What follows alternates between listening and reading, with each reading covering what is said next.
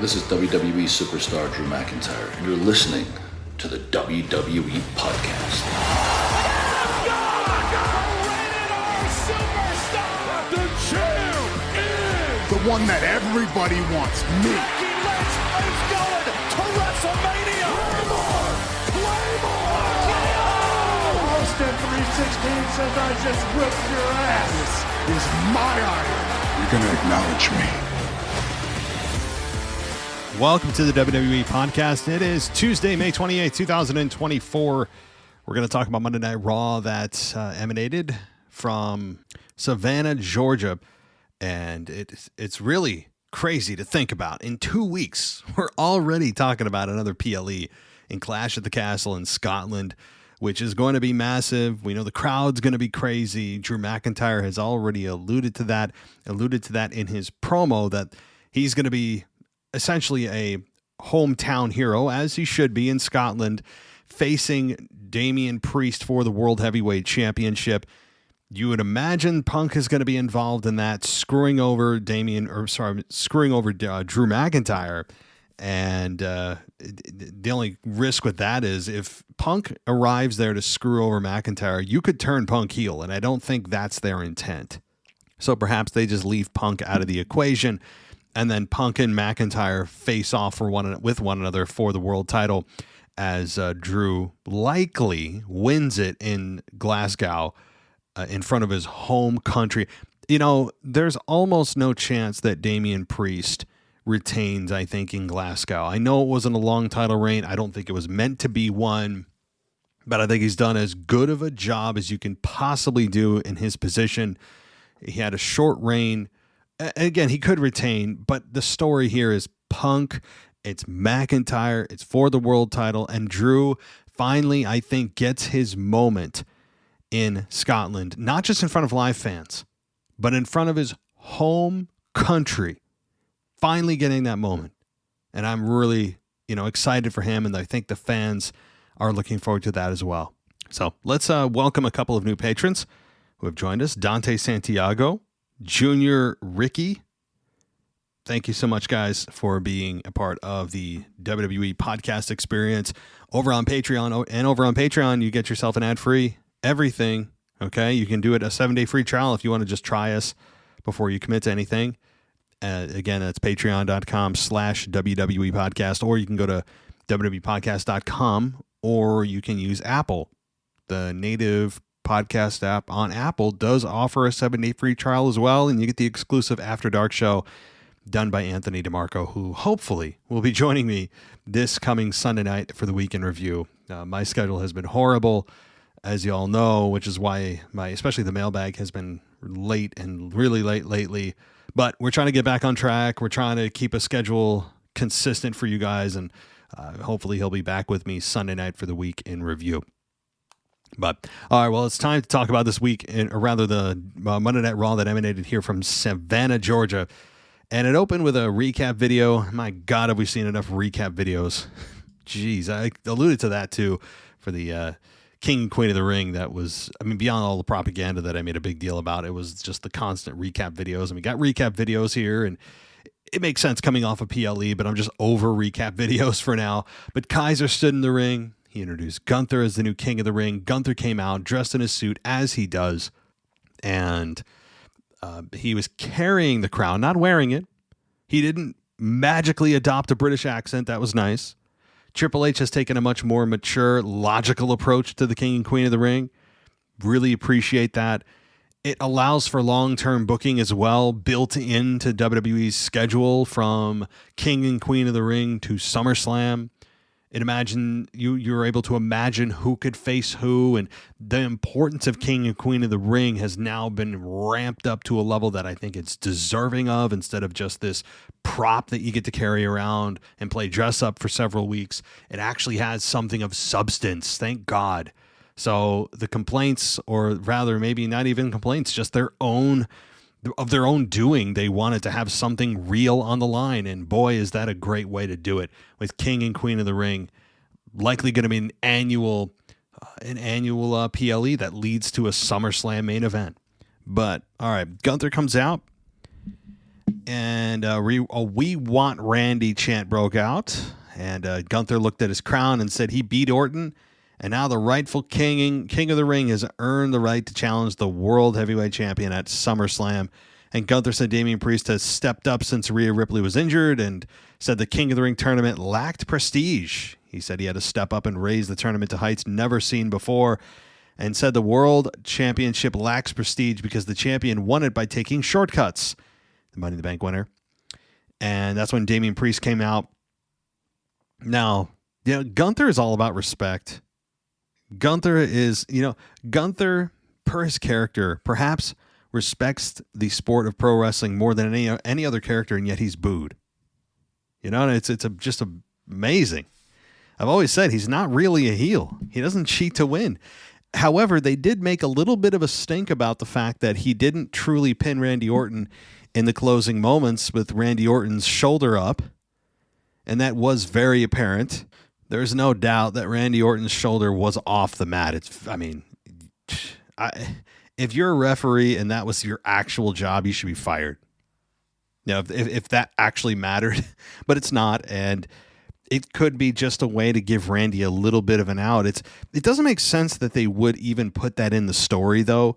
Randy, as I mentioned last night, doesn't need to be protected anymore. That's like decades ago. I mean, protecting Randy Orton is something that is it's a waste of time, because Gunther's the one that needs the victory. Gunther's the one that needs to outright beat people. And he didn't cheat to win. He didn't have any help. He didn't use any brass knucks. He didn't do anything behind the referee's back. There's no low blows, no cheap victories. And they can't just have him outright beat Randy Orton. Kind of weird. I mean, if the whole idea is the reason for that was just to protect Orton, I don't think there's a need for that, because I don't want King of the Ring, this victory for Gunther, to be tainted in any way. And in a way, it is a little bit, because if they're bringing it up as a storyline, as part of the story, not a big one, but even any part of it, it's like, oh yeah, well, Gunther really didn't beat Randy. I don't know. It lessens his victory a little, but not enough, I think, to make a massive impact. And ultimately what it means is that we have a world title match for Gunther coming up at SummerSlam in just a couple of months. Obviously, a lot of time between now and then, a lot of weeks to go, a couple of PLEs to get through. And, I really don't believe that it's going to be Damian Priest versus Gunther at SummerSlam. I think that's definitely going to be Gunther perhaps versus Drew McIntyre, but then where does Punk fit in? Is Punk in a triple threat? But if Gunther won the tournament, doesn't that give him a one-on-one? There's a lot of moving parts. Maybe they could have a fatal four-way of sorts, but again, if Gunther wins the tournament and earns a one-on-one, then Punk and Priest can't be involved in the match, and it has to be one-on-one, but we'll see. All right, let's continue. So we got Damian Priest coming out and said that he cashed in like many other champions before him. He said that's how it works, and then questioned whether Gunther gets how business in WWE works.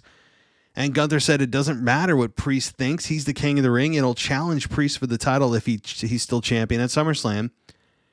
I'm not going to read the whole promo here, but Drew McIntyre comes out and hyped Priest versus McIntyre for the title at Clash at the Castle. McIntyre said Punk has been back for 6 months now, and said that the highlight of Punk's return has been him.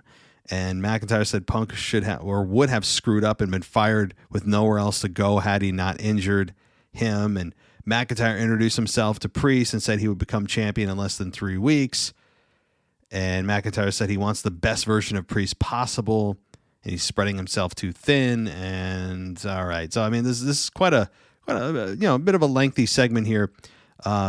Priest asked McIntyre if that was his game plan of mind games, and he mocked the idea of the fans booing getting under his skin, and he got under the skin of McIntyre by mentioning his wife.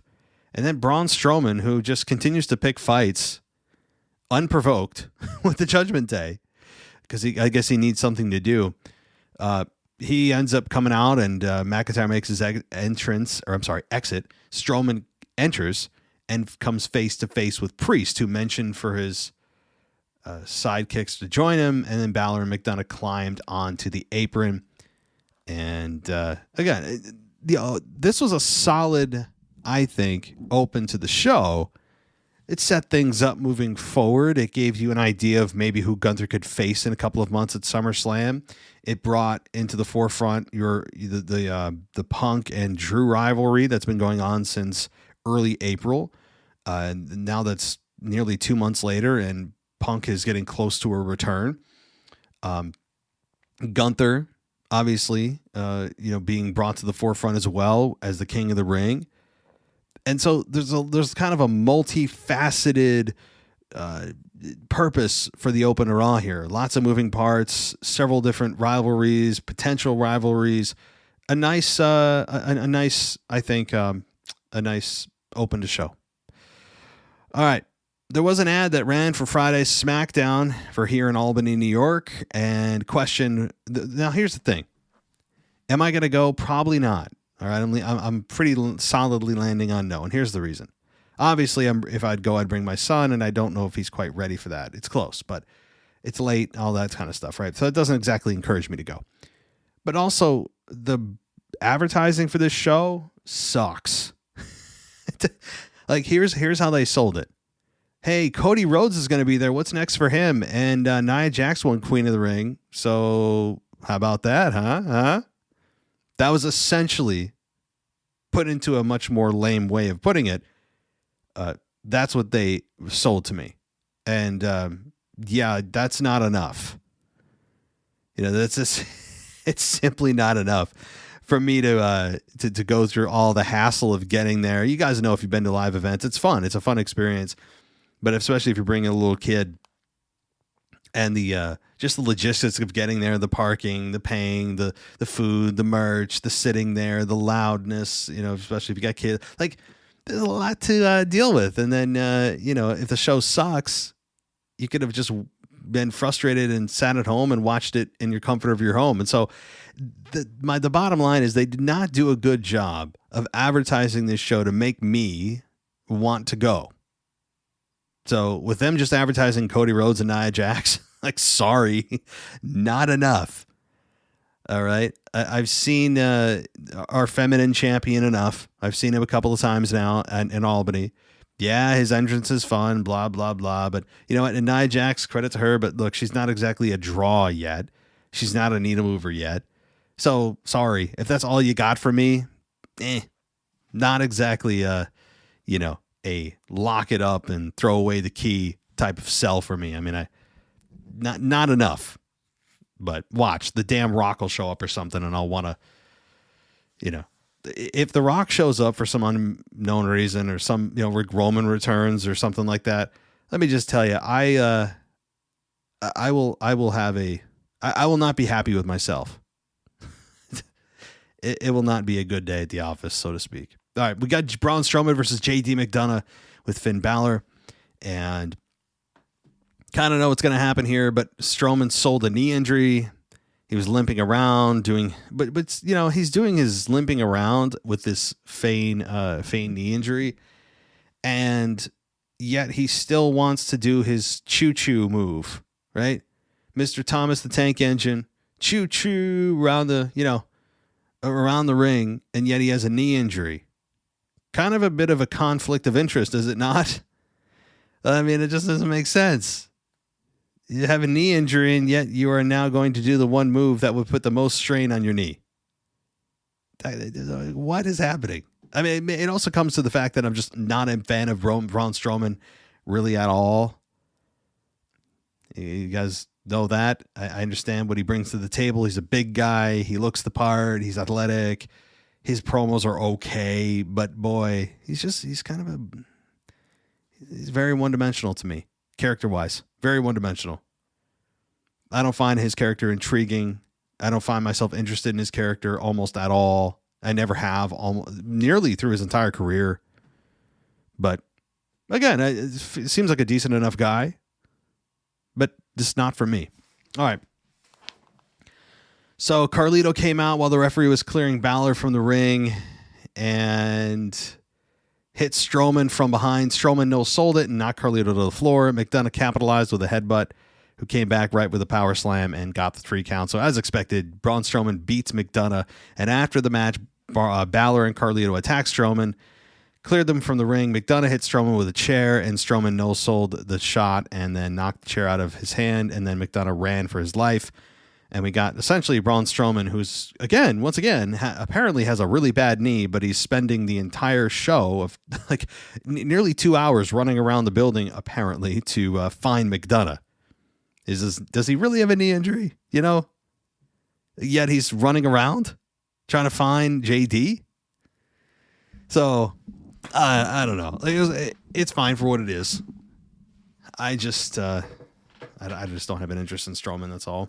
But the show made sense here. The only little nitpick I have is that Stroman and McDonough sold that spot way too long.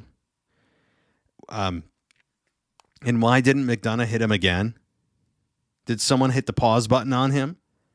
I mean, McDonough hit him with the chair, and then it felt like 30 seconds later, he's standing there. And it's like, bruh, hit him again, do something, and you're waiting for him to do the dramatic turnaround. I don't know. So anyway, we get Liv Morgan, who was interviewed backstage and said that Morgan said she claimed she didn't know Dominic was going to come out at the event in Saudi. Morgan said that there would be nowhere to run or hide in the cage match and would finally beat Becky Lynch one-on-one, which is and was our main event. So we'll get to that.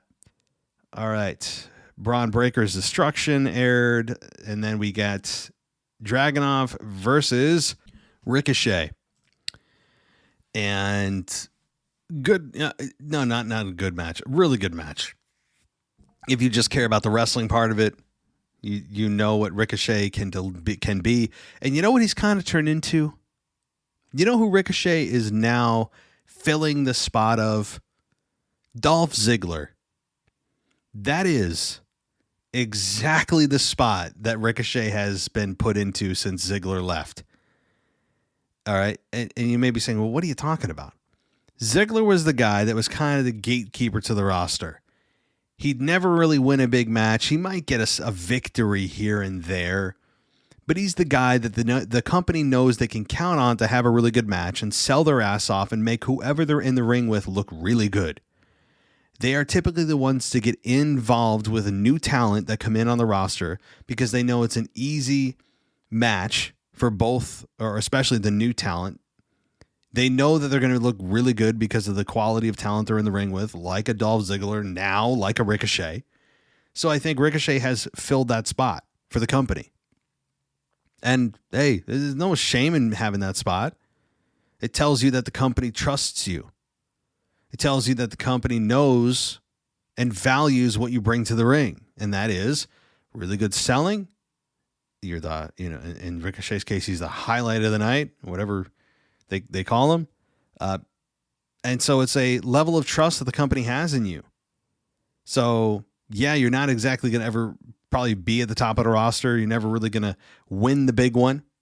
Most likely you may touch a mid-card belt here and there, but you know that that WWE has kind of put him in that position of working with new talent, introducing new talent, having a couple months of an introductory program. And I think that's where Ricochet has landed. Look what they did with him and Logan Paul. Now they're doing it with Dragunov. So that's, I think, what they've allocated Ricochet to is the new Dolph Ziggler. So that sounds like a slight, but it's really not. All right. The match, though, ended with Dragunov fighting with Ricochet to a no contest because Braun Breaker ended up interfering and speared Ricochet, speared Dragunov, and after the match, we had Adam Pearce run out with the producers and referees, and Pearce scolded Breaker, and I thought actually Breaker was going to end up spearing Pearce. Kind of waiting for it.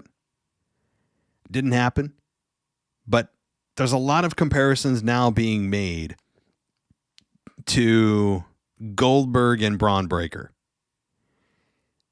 And let me just say, for Braun Breaker's sake, I hope that he doesn't become the next Goldberg. Goldberg is a once-in-a-lifetime occurrence. He's a guy that had nearly no any wrestling ability. Okay, he injured a lot of guys. It's just a fact. He had a great look. He had great intensity. He was in the right place at the right time.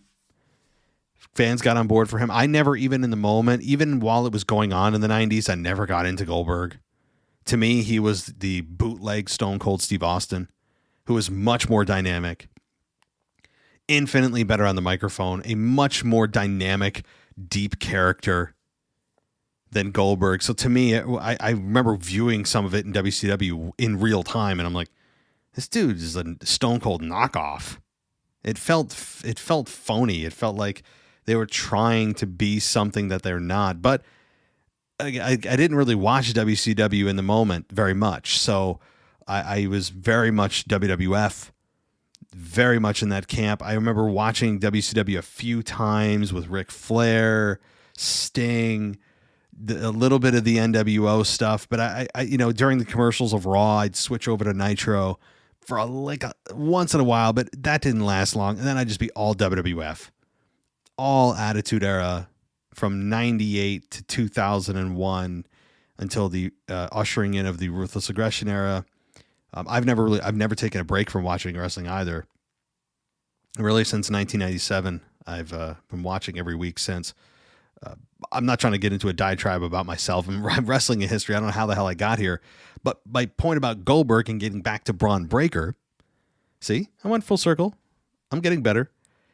Is that I hope he doesn't, they don't make comparisons to him. I hope they don't try to make him the next anything. I don't want anyone to be the next anything, because then you're going to be compared to something that is unachievable because you're not that person. And then you become strangleheld because you're being held to a standard that you simply can't achieve, because nobody can be the next anything. Everyone's their own person. So I understand what they're saying, though. The intensity, the spear, I get it, but I don't want Braun Breaker being the next Goldberg. Braun Breaker is capable of much more, obviously, than just that move. And the video packages in this case, I think, really helped. You really felt emotional, oddly, for Braun Breaker's destruction last week and putting people in an ambulance. They did a very nice job on that video. And then Braun Breaker coming in again when he wasn't supposed to be there this week and spearing two guys and telling Adam Pearce, this is on you. He's still bitter about not being in the King of the Ring tournament, which is kind of funny. So I think Braun Breaker is getting some attention here. They're doing a nice job. One quick mention before we get to the rest of Raw. MJF. Obviously, he's back in AEW. Seems like he's back there for the long haul. Reports have been, these are reports from, our anonymous sources that we've heard, is that WWE did get in touch with him and he did speak with WWE. And apparently, again, this is what I've heard, MJF asked to be one of the top 3 paid guys in the company and they refused. So MJF went with the most money, if that's the case, if that happened. And he went with AEW. I mean, he would have been a fool not to talk to WWE. A fool. Of course he wanted to. Of course he did. And Tony Khan got the job done and paid him essentially whatever he needed to be paid. And we all thought he was going to stay with AEW, and he did. And right now he's a babyface. And he got an AEW tattoo. And he said he doesn't need any New Japan. He doesn't need a Vince McMahon, right? That was the money line. He's the wolf of wrestling. I saw the promo. So, hey, do I think eventually MJF is going to be a part of WWE? Yes. And I think it will happen probably upon the expiration of his next contract. You can't simply, I'm sorry, you can't tell me. And I hope all promotions succeed. I have nothing against AEW. I'm not one of those, got to be in one camp or the other. You can't like both. Of course not. No. I support AEW wholeheartedly. I wish them nothing but success. But if you're MJF, smart guy, He cannot look objectively at both companies and say that both are equal, that both have the same level of talent, that both have the same viewership. They don't. WWE is leaps and bounds ahead of AEW. They have a deeper roster. They're in a new era. They've got more momentum and have had more momentum for months now. And you have AEW floundering, hitting, missing, doing embarrassing stuff. Mercedes Moné continues to be one of the worst characters I've ever seen in my life. Because I really believe that's part of who she is as a person, unfortunately. And if she would just be a heel, I think that might work, but that's another story. But now you got MJF, and if MJF is going to be the guy that you're going to put the whole company on the back of, he could carry it. He could do it. MJF is really that good. He's really that good. So it's just a shame because I am still an advocate of MJF coming to WWE. I still want it to happen. I still believe it will happen. But not until whatever his contract is with AEW runs out, which I'm going to assume is a few years. I'm going to assume he signed a multi-year, probably a 3-year deal. I don't know how many million a year. Who knows? So perhaps in 2027, we're looking at an MJF WWE combination. So I just wanted to mention that before I forget about MJF. Big fan. I want him in WWE because there's so many guys he could work with. The promos that he could cut with certain guys would be dream pairings. Just my God. So, all right. We get Kofi Kingston and Xavier Woods showed up and asked with the Miz. Okay, I don't really care. I'm sorry. I just don't care about Kofi and Xavier. I just don't care. That's the God's honest truth. I could care less what they do backstage. In the ring, I'd have respect for commenting on it, but Xavier and Kofi, if they're in a non-wrestling role, I really just I don't give a crap about them. So that's kind of where I landed. But Karrion Kross did show up, and it looks like there's going to be a matchup between Woods and Kross, and perhaps AOP and Kofi and Xavier. So, all right.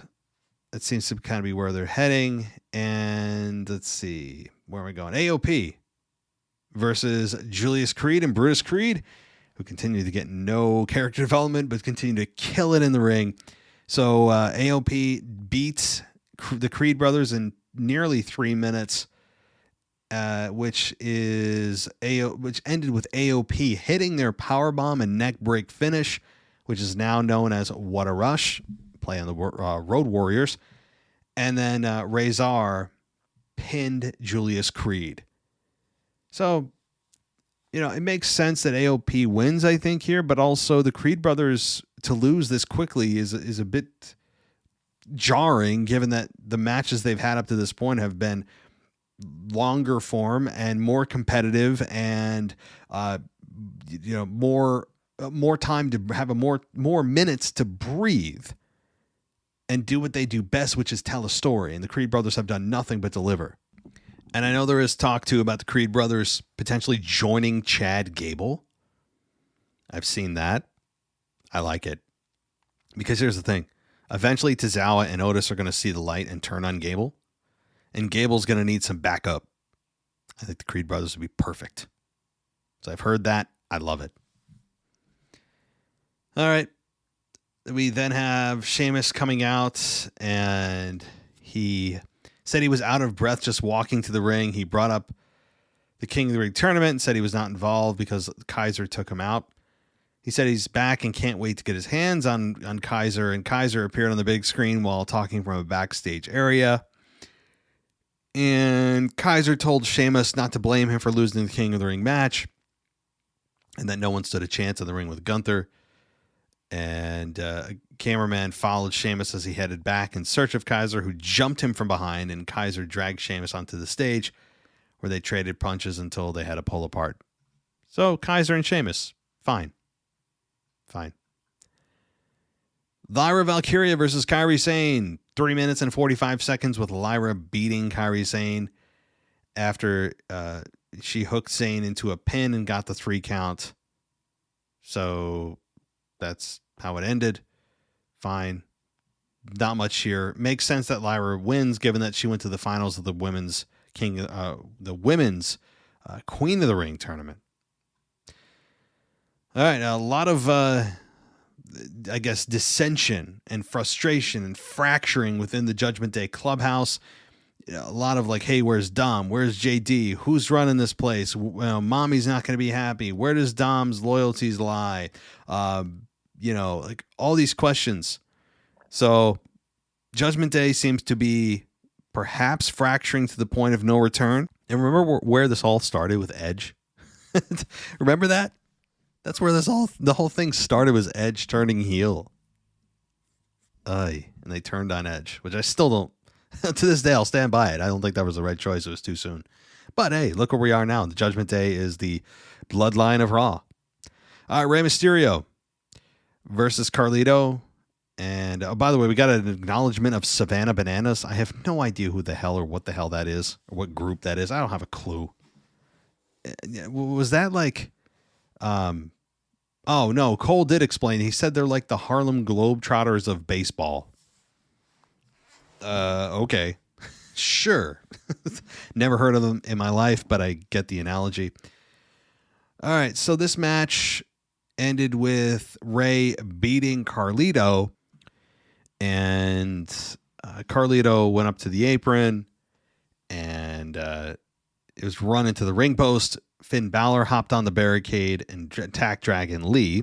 Mysterio dove onto Balor with a senton, and then Rey returned to the ring and avoided a backstabber and hit the 619 and dropped the dime, or a dime. I don't know if it's the dime or a dime, on Carlito and got the victory. But after the match, Rey attacked Balor at ringside and placed him on the broadcast table, and Dragon Lee went up top. But Damian Priest comes out and hits Rey from behind.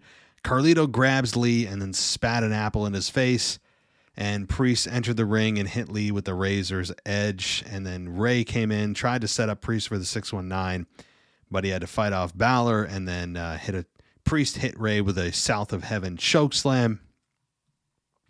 And Priest stands tall. And that makes sense to me. If you're going to have a title match with Priest and McIntyre in just a couple weeks for the world title, you want your champion going in looking as strong as possible. So from here until they have the match in Glasgow, Scotland, am I saying that right? I know I get corrected every single time from, I believe, Dino, one of our listeners. Is it Glasgow or Glasgow? Glasgow. Oh, crap. I have to go back. I'm sure he's yelling. He's like, no, it's pronounced like this. Is it Glasgow? Glasgow? Like a cow that's made of glass? Oh, boy. Can you tell English is my only language? I don't have a second language. You know, remember when they went to France and I didn't know what the number 2 was spelled in French? That's how low the bar is. It's sad. I cannot go out of the United States or I am screwed. Or what I would do, honestly, is just use Google Translate. Like they have those apps that you can just, use to translate in real time someone speaking in a different language to English. That's what I would do. Yeah, but then I'd out myself as the most dorky tourist, of all time. So I'll tell you this: I would never fit in as a local. I would never be accepted by the local folk. Let me tell you, wherever that may be, outside of the United States, I'm screwed. Just totally. I don't pronounce anything right. I've never seen the number 2 in French be written. It's not a good look. Not a good look. All right. Okay. But it was cool. You know what was cool for me, though, is seeing Rey Mysterio and Carlito. Because they told us it was 20 years since it was the last Rey and Carlito match. How? You're telling me 2004 was the last time Rey and Carlito faced each other? That's absurd. How has it been that long? If it felt like this match should have been bigger, been promoted bigger. I mean, like, those two were faces of ruthless aggression. Really, so obviously very, very fun moments with Rey Mysterio throughout his career, especially during that time. So I mean, just when they said that, I'm like, wait, what? All right. But Carlito continues to look really good, by the way. Carlito continues to feel like he's also in a time machine. Like Carlito, Orton, and Rey are all in some kind of time loop that we don't see. They're in another dimension, able to astroplane into our current dimension, making it look like they're really here, but they're not, because they don't age. All right, Bronson Reed versus Otis. Another quick match here. 3 minutes and 45 seconds with Bronson Reed defeating Otis, but it was because we had Chad Gable accidentally, but we don't know, costing Otis the match, yelling at Otis for trying to do the caterpillar, stopping him a couple of times. Reed took advantage of the distraction, hit the tsunami, and got the victory. But after the match, here's the more important part. Gable got on the mic and stopped Otis from leaving, and Gable told Otis to get back into the ring, called the entire group into the ring, continues to insult Maxine, who, boy, does anybody have a pair? And we'll get to that in a minute, but Gable said he'd had enough, and Gable asked Otis what he's going to do with him, and Gable blamed Otis for costing him the IC title on Saturday, and he blew it and gave him a chance to redeem himself. But Gable said Otis lacks discipline, and he would show him discipline in front of everyone, and he's going to do something that he didn't want to do, but he has to. He was about to take off his belt and beat him like a father would beat a son, in a spanking. And Maxine stopped him, though, and Gable asked if it was too much for her and told her to leave and not come back. She also insulted her intelligence earlier in the night. And Sami Zayn comes out, and Zayn said Gable thinks he's tough, but he's a weak little man. Zayn said Gable has manipulated his way into multiple opportunities for the IC title, and he's come up short each time. And he finds people to blame, but he can't get the job done. Zayn told Otis to listen to the fans. Yeah, I mean, that was a little pandering. How about he just told him to listen to his heart or something? I don't like when they were pandered to, but nonetheless, it still makes sense. The crowd popped. Otis looked to the crowd and started to get fired up. And Zayn told Otis this is his last chance after Otis pulled Zayn off of Gable, and Gable grabbed Zayn from behind and German suplexed him. That allowed Gable to get the advantage, and then they ended up leaving the ring. And Tozawa followed, and Gable had Otis and Tozawa walk in front of him, and I mean, it's berating, and the build to an eventual Otis snap is the payoff here. I hope there's a plan, though, for Otis, as I've continued to say, beyond just the turn. I mean, what happens then? Like, does Otis continue to float around the mid to lower card? Does he get elevated into maybe the IC title conversation? What happens? We don't know. But the build is there. The fans want it. The fans have been waiting for an Otis turn. And, this to me, did you really need to have someone come out to stop another wrestler from giving you a spanking on national television? You know what I mean? Like, I totally get the premise. The embarrassment. I don't understand the conflict of interest, though. Like for Otis, what's the conflict? What's the downside to leaving? What's the downside to leaving? There is no one. I mean, I don't see the conflicted argument just because he was his friend or something, I guess. But Gable continues to be a really good heel. Even as the shorter underdog, he's got the big mouth. He's got the ego. It shows you don't always need to be an overwhelming, overpowering heel that cheats to win to be booed. You can get it done even when you're undersized, and typically you would look like an underdog, and yet you're able to get the crowd to turn on you, who would otherwise cheer you by default because of your size, because you're so talented on the microphone. And it's the power of the promo, my friends. Power of promo and presence. One more P and I could say the 3 Ps. Getting close. But very good here. Otis will eventually snap. I just wish he didn't. It needs someone to help him from taking a spanking as a 35-year-old adult on national television from another man. You don't have enough respect for yourself that that you would say, hey, no, that's a little too much. You had to have someone come out and save you. Again, effective segment. It's kind of a small complaint, but one that's, I think, valid. I think it's valid. All right. Yeah, but hey, you guys better validate my opinions. One of the worst phrases in 2024 ever. All right. So Liv Morgan and Becky Lynch in a steel cage. Boy. Quick match here. Quicker than I thought it would be, but it was 13 minutes, although Hulu made it feel a lot shorter. And the finish was Morgan going for Oblivion, but Lynch avoided it and tried to apply a disarmer. Morgan drove her into the cage and then climbed the ropes, but was caught by Lynch, who hit a side Russian leg sweep.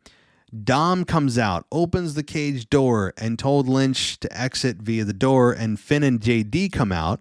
Morgan dropkicked Lynch while Balor and McDonough spoke to Dom. Morgan tried to escape, and Lynch grabbed her feet, and then Braun Strowman ran out, chased Balor and McDonough around the ring. Strowman collided with Dom, causing him to slam the door on Lynch's head, and then Morgan escaped through the cage door to win. And so Liv Morgan beats Becky Lynch in 13 minutes to retain the Women's World Championship as expected. And, there's a lot of talk swirling around about Becky's contract status and, that she's she has now no contract in WWE and that she's, may or may not come back. Maybe AEW, maybe she's just taking time for herself. Maybe they're just giving the fans a time to break and all that. We'll get to the kiss in a minute, but Becky Lynch, if the contract rumors are true, this is the best thing for her. Do I think she's going to go to AEW? No. Her husband's in WWE. They have a daughter together. AEW is not even in the cards for her. All right. There's just no chance. But Becky Lynch right now, from a character perspective, absolutely couldn't have come at a better time to give her a break. To think about what the next version of herself is going to be. Maybe change her look, become a little darker. If you're going to turn heel, go into a darker character. Not into a goth Rhea Ripley type look, but maybe I'm just spitballing here. But the biggest point I'm trying to make is that this is a perfectly timed contract expiration that could lead to a longer hiatus for Becky Lynch. It's perfectly timed. The fans are, I think, mellow, or rather neutral to slightly supportive of Becky Lynch. No one's overjoyed when she wins the belt anymore. And it's just, I think a big part of it is her character is stale and has been stale for a couple of years. That's all.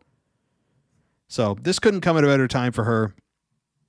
Give her time in WWE time to reinvent the wheel if they need to. Go back to the drawing board on her character. Give Becky Lynch time to recharge her batteries, spend time at home with her family, as Seth is also out for the foreseeable future. So, again, boy, just add her to the list of potential returns between Seth Rollins and eventually John Cena is going to come back. The Rock's going to come back for sure. Roman Reigns hasn't made his return yet. There's a laundry list of massive stars. Becky Lynch on the women's side of things, Charlotte on the women's side of things. there's a laundry list of massive star power that we're going to see over the next few months. But then Liv Morgan and Dom have an interaction on the stage, or rather on the ramp, if you want to call it that now. And Liv Morgan goes up to Dom at the very last seconds of Raw and kisses him. Dom seems to actually resist, though, and they kiss, or she kisses him, and the show ends. No commentary from Cole. Nothing to narrate it. Like, hey, what the hell's going on here? Nothing. So Dominic and Liv could end up being an on-air couple. I think they will. And why? It fits Liv's narrative of the revenge tour. It completes her revenge. She's taking her title. Now she's taking Rhea's man. Right? She's taking everything. She said she was going to take everything from Rhea, and so far she has.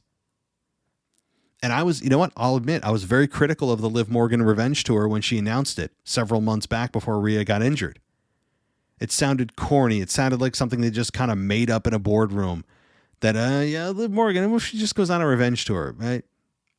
And I don't think it was ever meant to be this successful, because they clearly didn't mean to actually hurt Rhea, but the actual injury to Rhea is the best thing ever for this revenge tour. It fits the narrative perfectly in kind of a morbid way. She takes Rhea's title. She takes Rhea's man, takes Rhea's spot on Raw. And imagine the pop if Rhea and Dom become a couple and they're standing in the ring after, say, Liv Morgan's successful title defense at SummerSlam, and Rhea Ripley's music hits. What does Dom's face look like? What does Rhea's face look like when mommy comes home and sees Dominic and Liv Morgan making out, holding hands in the middle of the ring, doing something that you'd get caught red-handed for? I mean, it's such a fun thought that I think is very realistic to actually come to pass. But I love the kiss. A little bit of a love triangle, romance angle every once in a while is needed. It doesn't always need to be blood and guts all the time. It doesn't need to be over a belt all the time. This is a nice detour that I think fans are into. What is mommy gonna do?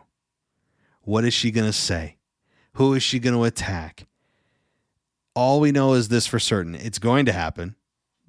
They'll probably prance around for a couple months as, a couple on Raw. But the fact remains that Rhea Ripley, who, if she already wasn't when she left, is now cemented in for a massive babyface run upon her return. So Rhea Ripley is going to get just a monstrous reaction when she returns. And maybe that's at SummerSlam. Oh, and Brock Lesnar apparently had his ban lifted from WWE. So there's another name. Add Brock Lesnar to the list. Guys, we have a massive roster sitting on the bench, so to speak.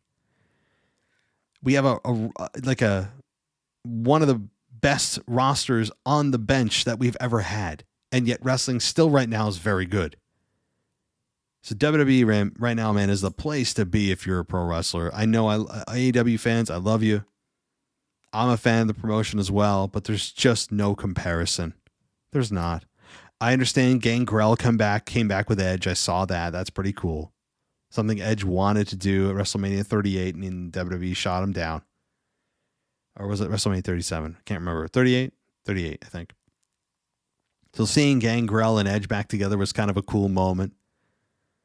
But, yeah. So overall, I thought it was just an effective Raw.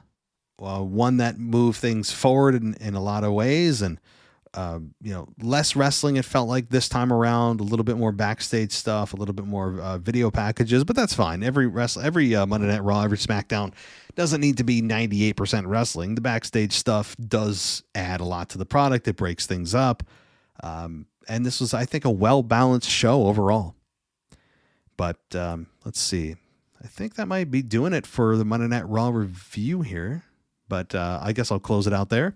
I'll say thank you. You guys want to go ad-free, do it on patreon.com/WWE podcast, or go to Apple Podcasts and subscribe there for a 7-day free trial. So that'll do it for me, guys. Thanks so much for listening. I'll try to get the mailbag tomorrow, but more than likely it'll be a Thursday, Friday deal. So it gives you more time to call in, and you can leave a voicemail. I'll try to get to those. And the email and the voicemail are both in the show notes of any mailbag show. So check that out. And thanks so much. I'll talk to you next time. Thanks for listening to the WWE Podcast. Don't forget to subscribe on your favorite podcast app so you don't miss a show, or head to WWEpodcast.com. And for all of these shows ad-free, head over to patreon.com/WWE Podcast. Until then, we'll see you next time.